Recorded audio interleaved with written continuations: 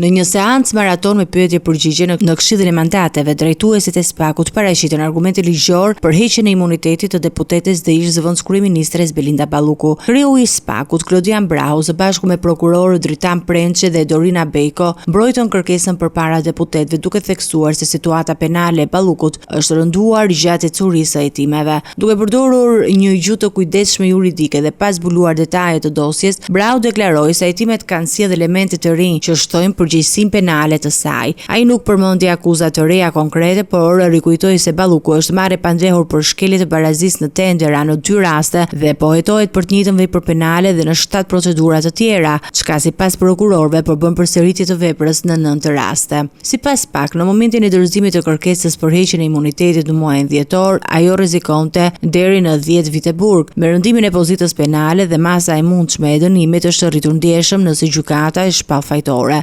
Prokurorët argumentuan gjithashtu se pezullimi nga detyra nuk e eliminon rrezikun e ndërhyrjes në hetim. Sipas tyre, ekziston mundësia që Balluku të ndikojë tek dëshmitarët apo të prish prova të rëndësishme. Në seancë u pretendua se ka pasur edhe raste kërcënimi ndaj dëshmitarëve dhe personave të përfshirë në dosje. Hetuesit theksuan se jo të gjithë provat janë administruar ende dhe për këtë arsye kërkohet garanci procedurale për vijimin normal të hetimit. Ata sollën si precedent edhe raste të mëparshme për të argumentuar se një masë e mundshme sigurie nuk nënkupton automatikisht humbjen e mandatit të deputetit. Vendimi përfundimtar për heqjen ose jo të imunitetit pritet të merret nga kuvendi në ditët në vijim, ndërsa çështja mbetet një nga dosjet më të ndjeshme politike dhe juridike të momentit.